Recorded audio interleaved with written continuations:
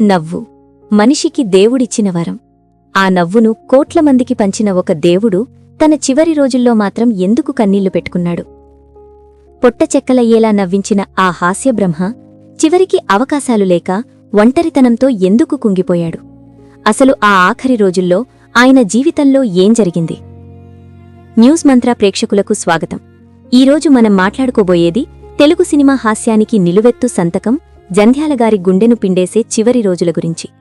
ఈ నిజాలు తెలిస్తే మనల్ని అంతలా నవ్వించిన ఆ మహానుభావుడి కోసం మీ కళ్ళు కూడా చెమ్మగిల్లుతాయి. ఒకప్పుడు టాలీవుడ్లో జంధ్యాలగారి పేరు చెబితే బాక్సాఫీస్ బద్దలయ్యేది. కథలో ఎక్కడో ఒక మూల హాస్యముండే రోజులు పోయి హాస్యమే కథగా మారిన సువర్ణయుగమది. 4 స్తంభాలాట, ఆహా నా పెళ్లంట, ఆనందభైరవి, శ్రీవారికి ప్రేమలేఖ, ఇలా చెప్పుకుంటూ పోతే ఒకటా రెండా? ఆయన కలం పడితే డైలాగులు పేలేవి. ఆయన యాక్షన్ చెబితే సెట్టంతా నవ్వులమయమే.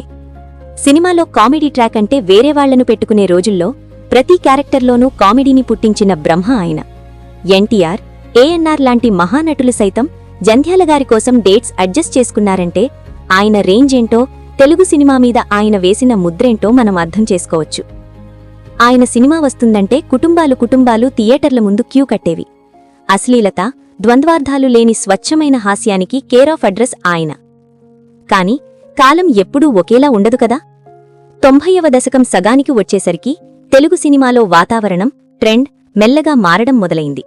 స్లాప్స్టిక్ కామెడీ, డబుల్ మీనింగ్ డైలాగులు రాజ్యమేలుతున్న ఆ సమయంలో జంధ్యాలగారి సున్నితమైన, స్వచ్ఛమైన హాస్యానికి క్రమంగా ఆదరణ తగ్గింది. అవకాశాలు తగ్గాయి.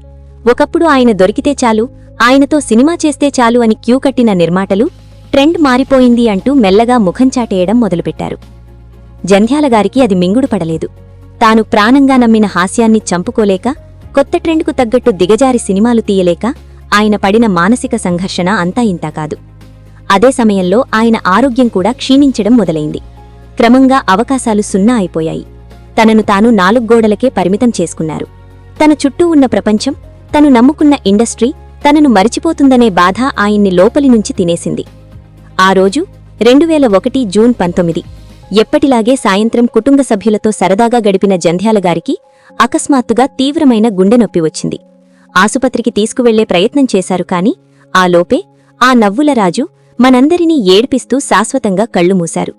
మెడికల్ రిపోర్ట్స్ ప్రకారం చనిపోయింది గుండెనొప్పితోనే అయినా ఆ గుండెను అంతలా కుంగదీసింది ఎవరు? మారుతున్న కాలమా, లేక కన్నబిడ్డలా చూసుకున్న ఇండస్ట్రీ ఆయన్ని ఒంటరిని చేసిందన్న బాధ? జంధ్యాలగారి మరణవార్త విన్న వెంటనే తెలుగు రాష్ట్రాలు మూగబోయాయి. కాని ఆయన చివరి రోజుల్లో ఎంత క్షోభ అనుభవించారో ఇండస్ట్రీలో చాలా తక్కువ మందికే తెలుసు. తనను పలకరించేవాళ్లు లేక, తనకంటూ అవకాశాలిచ్చేవాళ్లు లేక ఆయన ఆ డిప్రెషన్ని, ఆ ఒంటరితనాన్ని భరించలేకపోయారు. ఒకప్పుడు ఆయన దగ్గర అసిస్టెంట్లుగా పనిచేసిన వాళ్లు, ఆయన చేతుల మీదుగా ఇండస్ట్రీకి పరిచయమైన వాళ్లు ఎంతో గొప్ప స్థానాలకు చేరుకున్నారు. వాళ్లని చూసి మురిసిపోయారే తప్ప ఏనాడు ఎవరి దగ్గర చెయ్యి చాచి అవకాశం అడగని ఆత్మాభిమానం ఆయనది. ఇండస్ట్రీలో హిట్టుంటేనే బంధుత్వం, ఫ్లాప్ వస్తే కనీసం పలకరించే నాథుడు కూడా ఉండడు అనడానికి జంధ్యాలగారి చివరి రోజులే ఒక సజీవ సాక్ష్యం. ఆయన చనిపోయాక గొప్ప గొప్ప మాటలు చెప్పిన ఈ సినీలోకం ఆయన బ్రతికున్నప్పుడు ఆ డిప్రెషన్ నుంచి బయటకు తీసుకురావడానికి ఎందుకు ప్రయత్నించలేదు?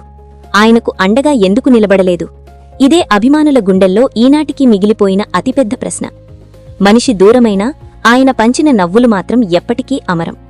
ఈరోజు మనం యూట్యూబ్లో, టీవీల్లో ఆయన కామెడీ సీన్స్ చూసి మనసారా నవ్వుకుంటున్నామంటే ఆ పునాది హాస్య బ్రహ్మదే. జంధ్యాలగారు భౌతికంగా మన మధ్య లేకపోయినా ఆయన సృష్టించిన సుట్టి వీరభద్రరావు, ఆహా నా పెళ్లంట, లక్ష్మీపతి, ఆనందభైరవి లాంటి అద్భుతమైన క్యారెక్టర్ల రూపంలో ఆయన మనల్ని నవ్విస్తూనే ఉంటారు. ఆయన కలం ఆగినా ఆ హాస్య ప్రవాహం ఎప్పటికీ ఆగదు. ఆ హాస్య బ్రహ్మకు న్యూస్ మంత్ర తరపున కన్నీటి నివాళులు అర్పిస్తూ సెలవు. ఈ వీడియో మీకు ఎలా అనిపించిందో, జంధ్యాలగారి ఏ సినిమా మీకు ఇష్టమో కింద కామెంట్ చేయండి. ఇలాంటి మరిన్నో ఎమోషనల్ అండ్ అన్నోన్ ఫ్యాక్ట్స్ కోసం న్యూస్ మంత్ర ఛానల్ను సబ్స్క్రైబ్ చేసుకోండి. Please like and share. మరో ఆసక్తికరమైన కథతో మళ్ళీ కలుద్దాం.